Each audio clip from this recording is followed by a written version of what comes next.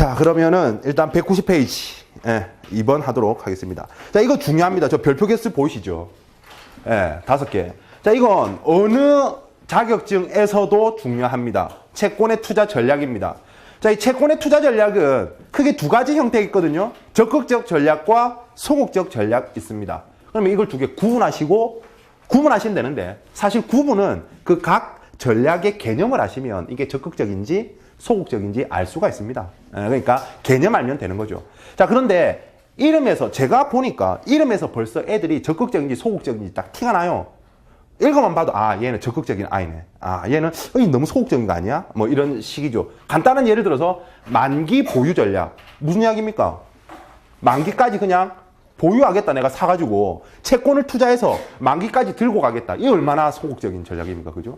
이게 뭐 쉽습니다. 자, 그럼 이제 사실 이거 이전에 적극적과 소극적의 차이는 제가 지난 시간에 잠깐 이야기 드렸지만, 적극적이라는 거, 내가 적극적으로 투자한다라는 건 곧 뭐라 그랬습니까? 제가 뭐라 그러던가요?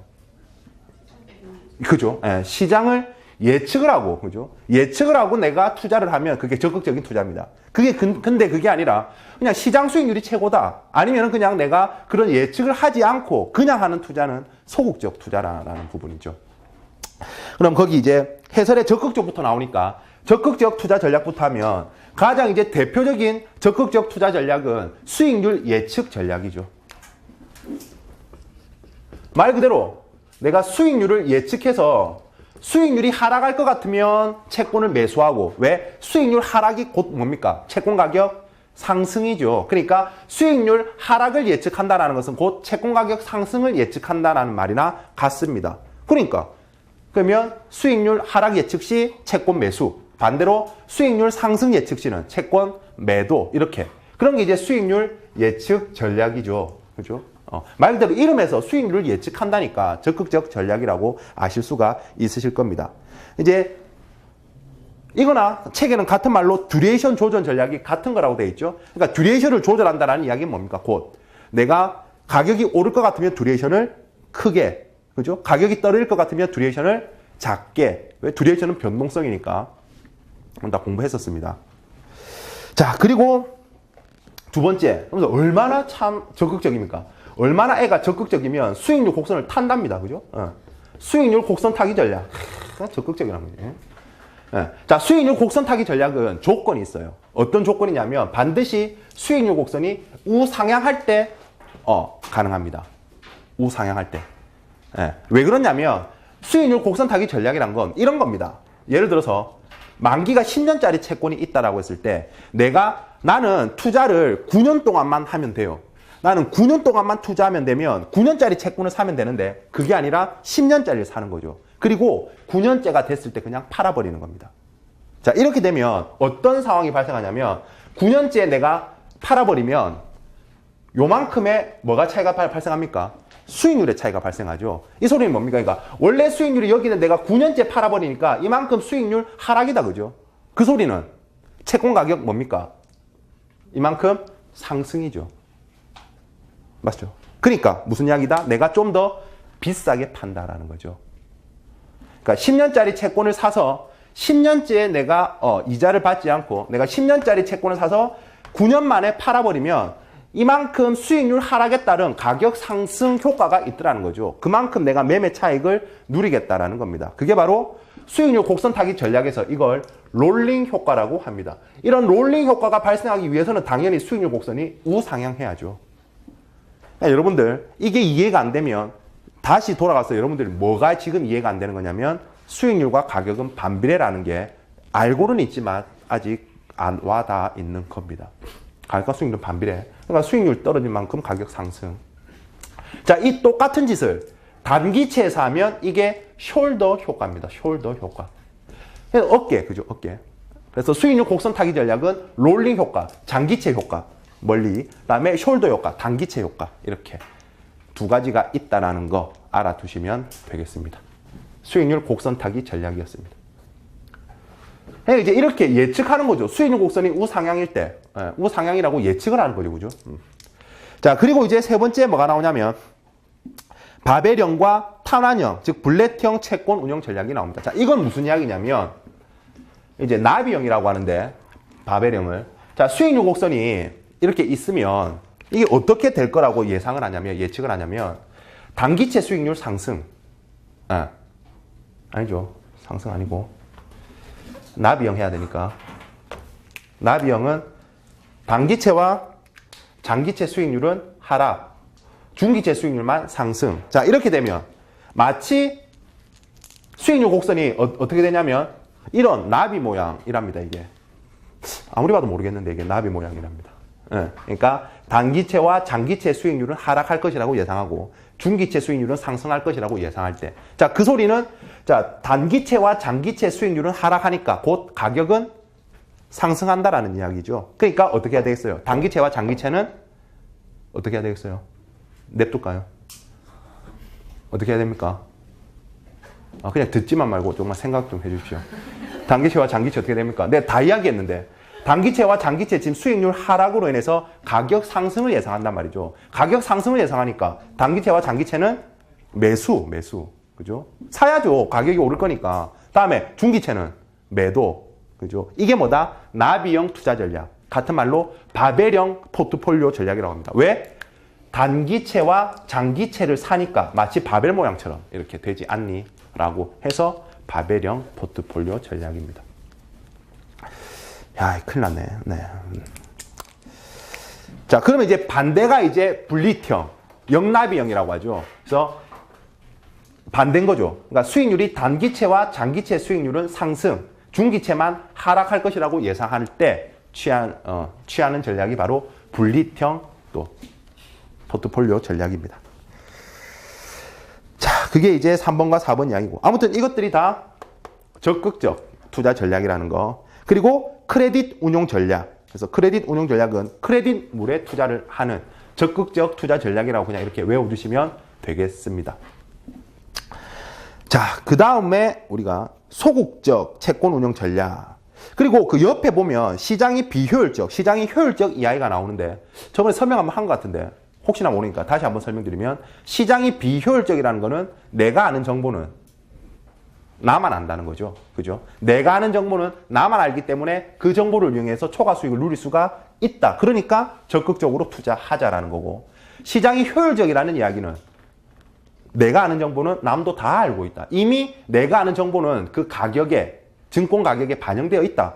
그러니까 시장 수익률이 최고다. 이게 시장이 효율적이라는 가정입니다. 그러니까 이건 소극적 투자 전략이 최고란 이야기죠. 자, 그래서 이제 소극적 채권 운용 전략 보시면 방금 설명했듯이 만기 보유 전략. 정말 간단하죠. 그죠? 그냥 사서 만기까지 들고 있으면 이자 주겠지 뭐. 다음에 두 번째, 사다리형 만기 전략이라고 있는데요. 자, 사다리형 만기 전략은 뭐냐면 그냥 내가 3천만 원이 있으면 단기채 1,000만 원, 중기채 1,000만 원, 장기채 1,000만 원 이렇게 그냥 n분의 1 하는 겁니다. 그러면 시간이 지나면 단기채가 뭐가 돌아오겠습니까? 만기가 돌아오겠죠. 그러면 이제 내가 받고 이자 받고 그 다음에 또 뭘 사요? 장기채를 또 사. 그러면 다시 어떻게 됩니까? 단기, 중기, 장기가 되죠. 이렇게 마치 사다리처럼. 그죠? 그러니까 내가 예측을 하는 게 아니라 그냥 단기, 중기, 장기를 적절히 사고 있는 겁니다. 자, 이렇게 되면 여러분들 단기채는 뭐를 생각하면 되냐면 유동성을 생각하시면 됩니다. 단기채는.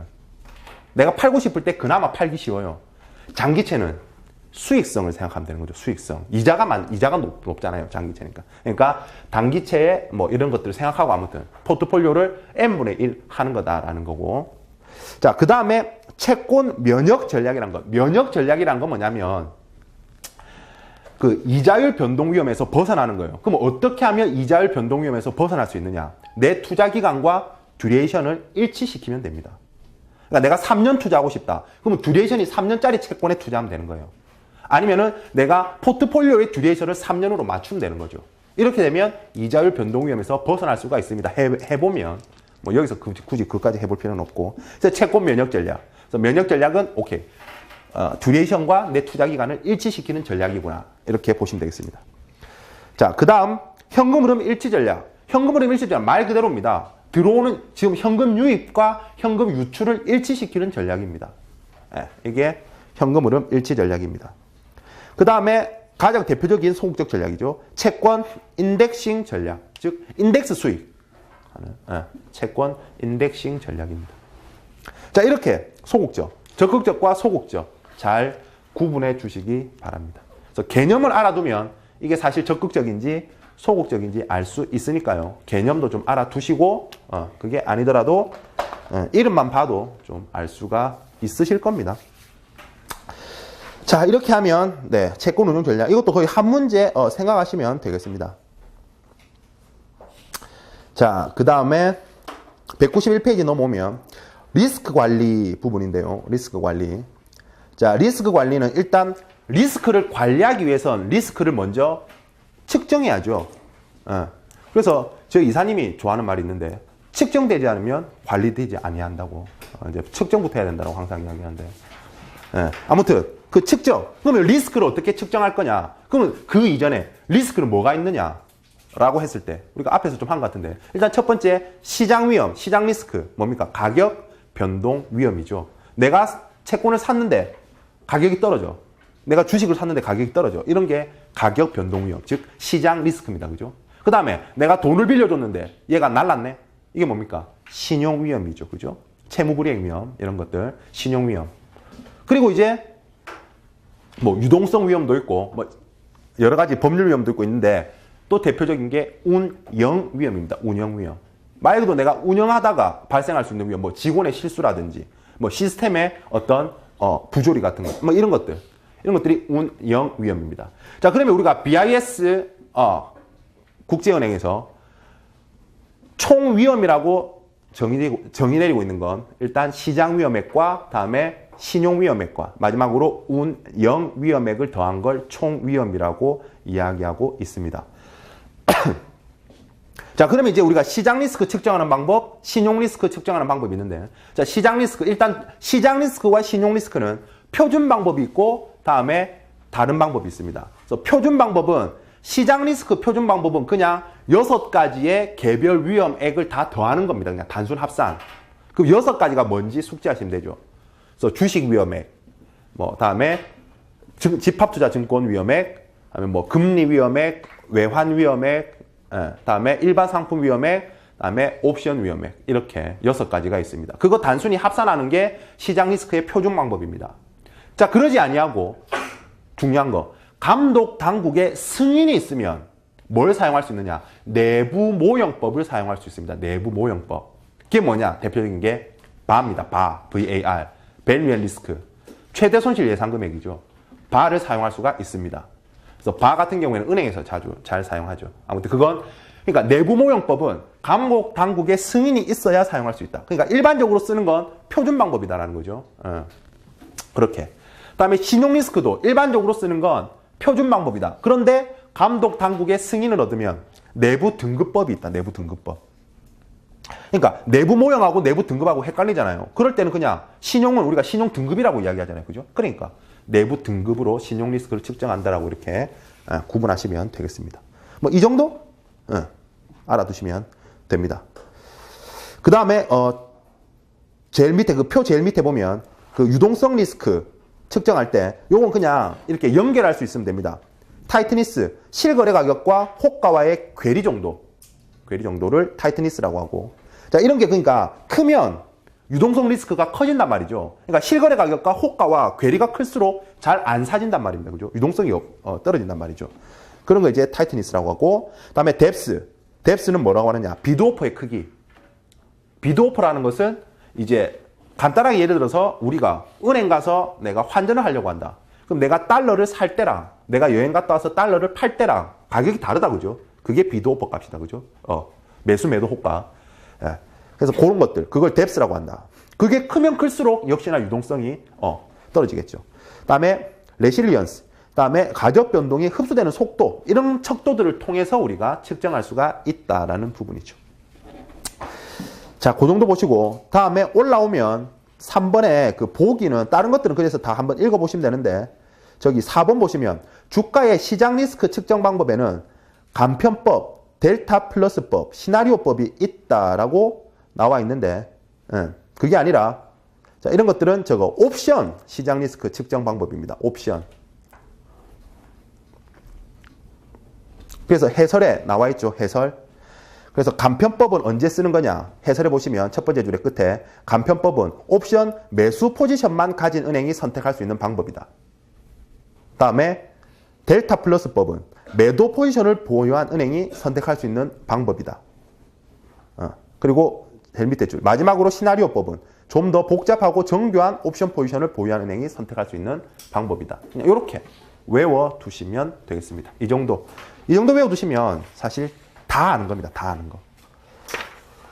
자, 이렇게까지 하면 우리가 펀드 운용에 대해서 이제 여러분들이 이제 펀드를 운용할 수 있습니다. 이제 끝났습니다. 그 다음에 이제 192페이지 넘어가시면 펀드 평가에 관련된 이야기입니다.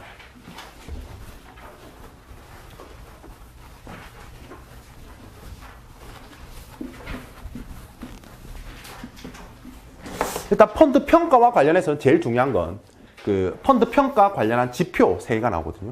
3개. 뭐냐면 그 샤프 지수, 그 다음에 트레이너 지수, 그 다음에 젠센의 알파라는 게 나옵니다. 요 3개 계산 문제로도 나올 수가 있습니다. 이거 중요한데 아무튼 그 중요하다라고 이야기를 하고 일단 안 중요한 것부터 간단하게 한 번씩 체크하면서 넘어가도록 하겠습니다. 자, 1번에 보시면 다음 집합투자기구 분석 및 평가에 관한 설명 중 바르지 않은 것은 자, 집합투자기구 분석이란 뭐라고 나왔냐면 펀드의 특징을 찾아내는 과정이랍니다.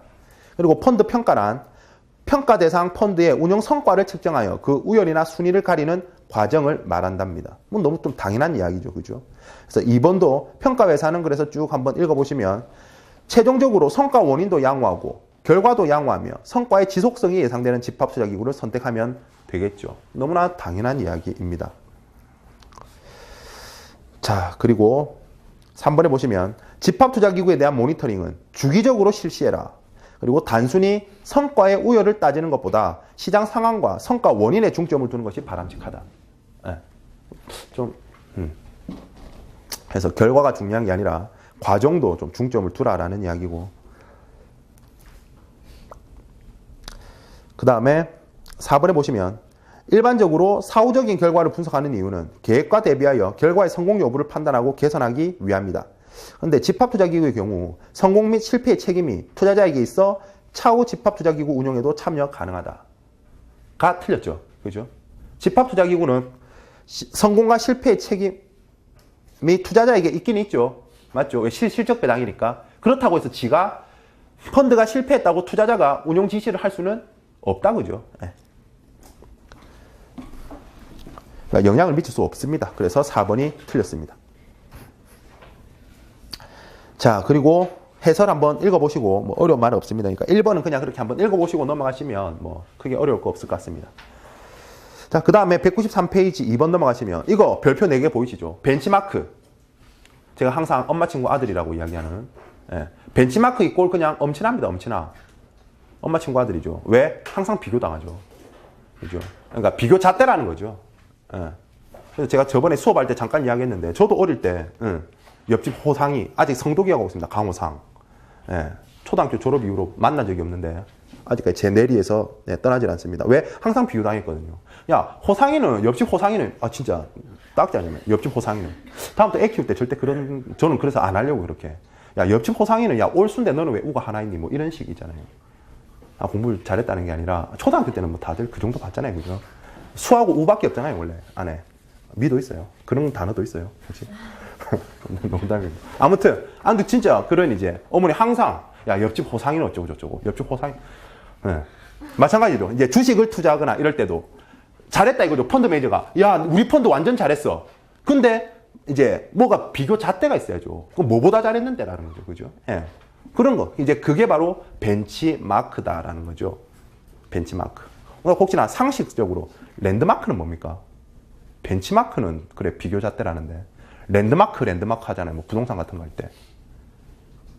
저도 정확하게 단어 뜻은 어떻게 정의 내리기 힘든데 랜드마크는 그거죠. 뭐 예를 들어서 홍대 이러면 홍대 어디서 볼까? 9번 출구. 그런 식이죠. 아니면은 상상마당. 그러니까 홍대 상상마당 이랬을 때 누구나 알고 누구나 거기 만날 수 있으면 그게 랜드마크죠. 그죠? 그런 뜻이 있더라고요. 생각을 해보니. 그래서 뭐 싱가포르 이러면 머라이 현상 이렇게 생각나듯이 그죠? 안 가봤구나. 싱가포르 정도 한번 가보셔야 되는데. 네. 제가 유일하게 가본 국가가 싱가포르라 저게.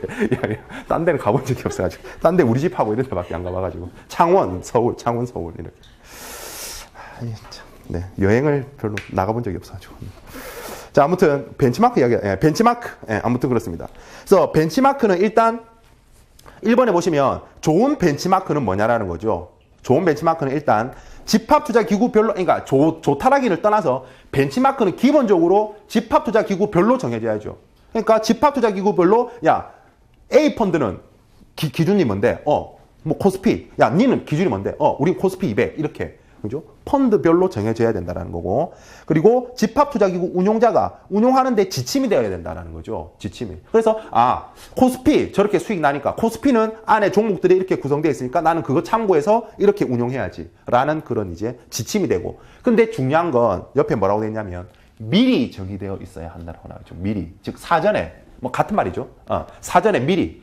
벤치마크는 펀드 운용하기 이전에 명확해져 있어야 됩니다. 그러니까 내가 벤치마크부터 정하고 오케이 내가 주식형 펀드 할 건데 코스피 벤치마크로 한 달 그리고 이제 나는 운용을 해서 이제 그러니까 포트폴리오를 짜는 거죠.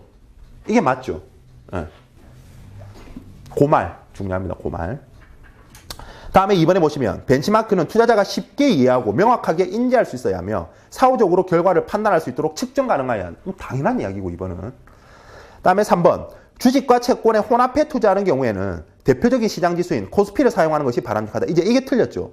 왜 그러냐면 자 내려와서 해설에 2번 한번 봐보세요. 2번 종류 한번 봐보세요. 종류. 우리가 일반적으로 주식형 펀드라고 하면 시장 지수 즉 코스피 같은 이런 것들을 하면 되고요. 그런데 섹터 혹은 스타일 지수 좀 더 맞춤형에 가까우려면 섹터 지수나 아니면 스타일 지수로 판단을 한다라는 부분이죠. 그래서 우리 펀드가 가치주다. 그 저평가된 종목만 찾아서 하는 거다. 그럼 그런 스타일의 지수를 사용해서 우리가 비교를 하는 게 맞다라는 거죠. 더 정확하다라는 거죠. 다음에 합성지수, 혼합형. 그러니까 방금처럼 주식과 채권이 혼합되어 있다. 그러면 시장 지수보다는 이런 합성형 지수가 더 맞다라는 부분이죠.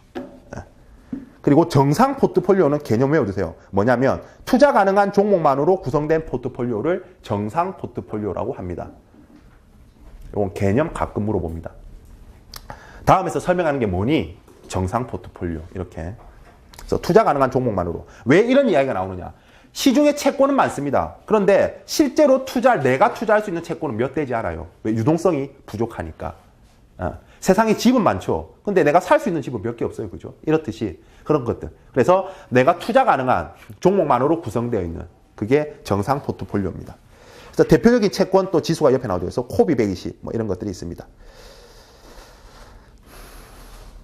그리고 바로 그냥 해설에 온 김에 위에 보면 벤치마크의 속성 나온다고 그죠? 속성은 명확성, 투자 가능성, 측정 가능성, 적합성, 현재 투자 견해를 반영, 사전의 정의, 뭐 앞서서 이야기했던 부분들입니다. 그걸 풀었으면 1번과 2번 지문이었죠. 그리고 4번에 보시면 자, 집합투자기구가 벤치마크 성과보다 양호한 성과를 실현했다면 절대적으로 운용을 잘했음을 의미합니다. 그렇죠. 그러니까 벤치마크보다 잘하면 나는 잘한 거죠. 예를 들어서 내가 펀드가 마이너스 수익률이 났어요. 마이너스 10%야. 근데 시장은 30%야, 마이너스. 그럼 난 잘한 거죠. 그죠? 이렇게. 벤치마크보다 잘했으면 나는 잘한 겁니다. 자, 그렇게 봐두시면 되겠습니다. 그래서 벤치마크, 요 안에 있는 내용 정도만 알아두시면 되니까 일단 특징하고, 이렇게 잘 봐두세요. 자, 그 다음에 넘어가시면 194페이지에 수익률에 관한 이야기가 나오는데요. 여기서는 여러분들이 시간, 여기 완료.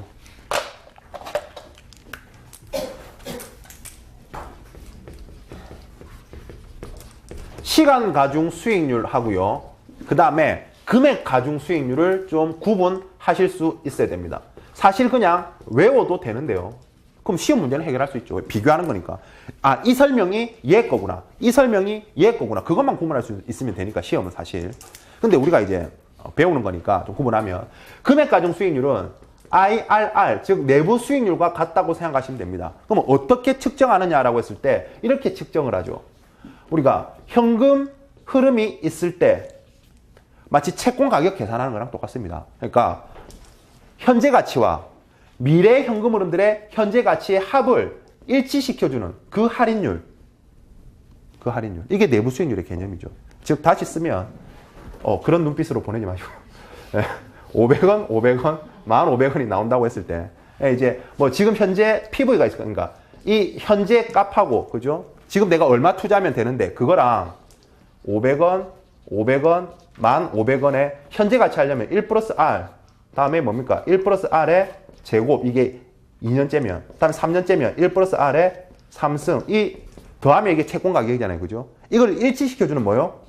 요 할인율, 요 수익률. 이걸 뭐라 그런다? 내부 수익률이라 한다 그랬잖아요. 그래서 채권의 수익률, 만기 수익률, 내부 수익률, 유통 수익률, 시장 수익률 다 같은 말이라고 했잖아요. 그죠? 네. 이렇게 구하는 형식입니다. 이게 금액 가중 수익률입니다. 금액 가중 수익률. 자, 이렇게 되면 특징을 하나 살펴볼 수가 있는데요. 자, 그래서 이거는 투자자가 직접 올린 수익. 그러니까 이건 실제로 투자자가 얻는 수익이죠. 제가 그래서 채권 수익률 그랬죠. 그래서 투자자가 실제로 올리는 수익률을 측정할 때 사용하는 방법입니다. 그러니까 투자자 관점의 수익률이죠. 투자자 관점의 수익률. 자, 그리고 여기 보시면 이 500원이 1년째 나오는 거랑 이게 아니라 1년 6개월째 나오는 거랑 수익률이 같습니까? 달라집니까? 달라지죠. 그러니까 이건 무슨 이야기냐면 그러니까 투자자가 예를 들어서 이때 잠깐만 돈을 투자했다. 이때 투자하는 거랑 투자자가 아니면 투자자가 지 마음대로 이때 투자하는 거랑 언제 투자하느냐에 따라서 수익률이 달라집니다. 그죠? 그래서 현금 흐름에 영향을 받는단 말이죠. 현금 흐름에 영향을 받는다. 이건. 자, 가장 큰 특징은 그런데 시간 가중 수익률을 어떻게 하는 거냐라고 하면 이건 결론적으로 운용자 관점의 수익률입니다. 그러니까 정말 펀드 매니저가 수익을 얼마나 냈지라고 할 때 사용하는 건 시간 가중 수익률을 사용합니다. 어떻게 하느냐? 기간별로 자릅니다. 기간별로. 그래서 펀드 같은 경우에는 데일리 메서드, 즉 하루하루 수익 있을 거죠. 그러니까 오늘 하루 수익 얼마지?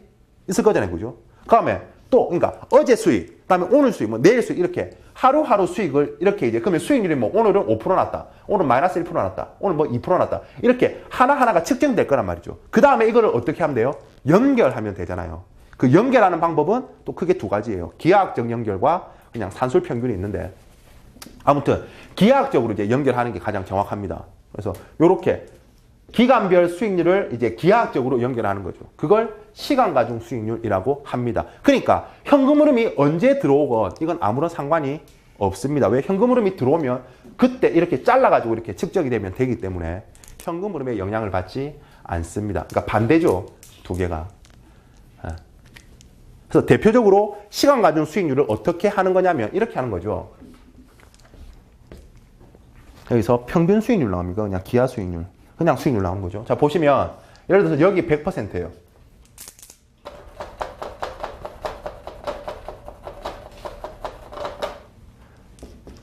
자, 100% 수익 났어요.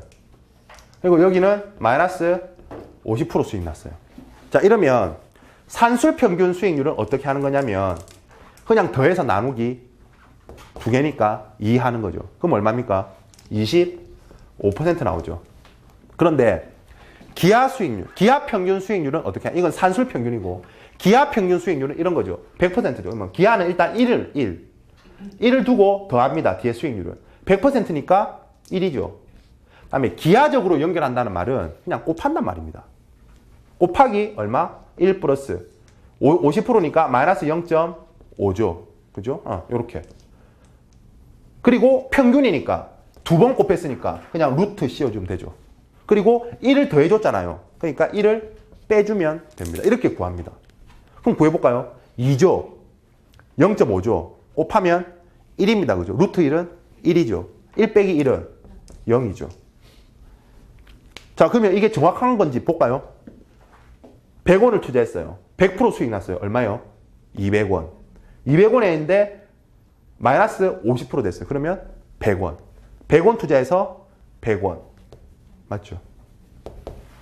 그래서 뭐 기하 수익률과 기하 평균 수익률의 차이는 뭐냐? 기하 수익률은 이걸 안 나눠주면 되죠. 안 나눠주면 이게 기하 수익률인 거고 평균 수익률이니까 그만큼 나눠. 이게 만약에 3개 곱해졌다. 3기간이다.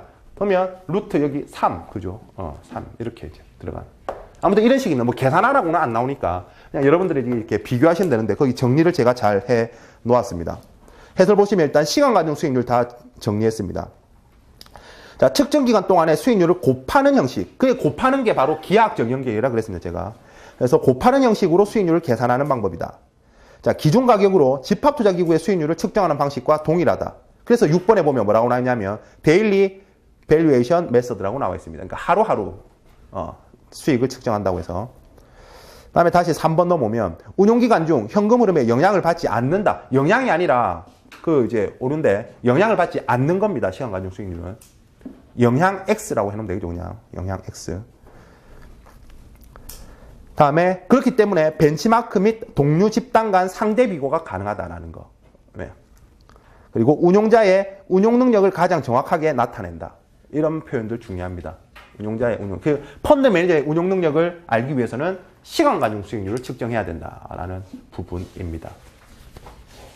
그러니까 이런 식이죠. 예를 들어서 3일 동안 수익률이 여기는 뭐 10% 났고 다음에 5% 났고 다음에 15% 났다. 이렇게 했으면 3일 동안 시간 가중 수익률은 얼마냐 하면 어떻게 계산하냐면 1 플러스 0.1 곱하기 1 플러스 0.05 곱하기 1 플러스 0.15 마이너스 1. 이게 이렇게 측정하는 게 시간 가중 수익률이다라는 겁니다. 그렇죠? 자, 그리고 반면에 이제 3번의 1번부터 3번까지의 지문은 금액 가중 수익률에 대한 설명입니다. 그래서 3번의 1번 보시면 총 수익금을 총 투자 원금으로 나누어 계산하는 방식. 그래서 운용기간 중에 현금 흐름에 영향을 받는다라는 거. 다음에 최종적으로 얻어진 수익금과 현금 흐름을 일치시키는 내부 수익률로 나타내는 것이 가장 일반적이다. 그래서 내부 수익률이라고 한다 그랬죠, 아까. 그리고 투자자의 실제 수익을 가장 적절하게 나타내는 거다. 금액 가중 수익률이. 네, 그렇게 해결하시면 되겠습니다. 자, 일단 여기까지 하고 또 복습하시면 다음 시간에 마지막 하도록 하겠습니다.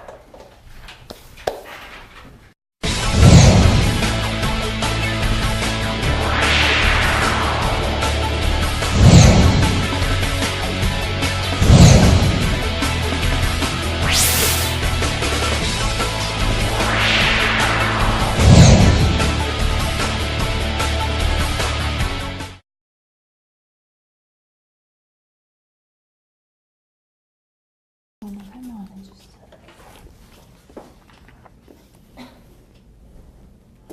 바르지 않은 것은 1번. 그러니까 아까 이야기했잖아요. 그러니까 뭐 내 기본적인 가정이나 이런 게 변하지 않는 한, 그죠? 변화시키지 않는 거. 그러니까 동적인 건 동적이라고 하면 무조건 전술적이라고 생각하시면 돼요. 그래서 그래서 뭐 많이 떨어졌으면 매수하고, 그러니까 역투자 전략이 가장 대표적이에요. 역투자라는 이야기는 떨어지면 사고 올라가면 판다고 해서 이런 것들. 근데 전략적은 그냥 한번 구성하면 그냥 끝까지 가는 장기적 이야기가 나오면 그냥 그러니까 2번 이런 것들. 그러니까 3번, 2번, 3번 이야기, 2번, 3번. 네. 이거는요? 그리고 가장 제가 아까 이야기했잖아요. 요즘에는 이게 가장 중요하더라고. 수익률 결정하는 데 있어가지고 내가 자산 배분을 어떻게 하느냐 처음에 최초에.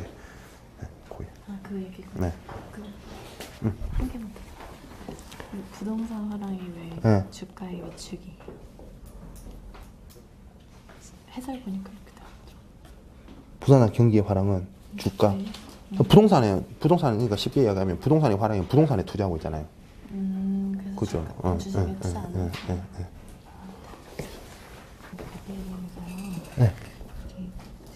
단기가 수익률 하락.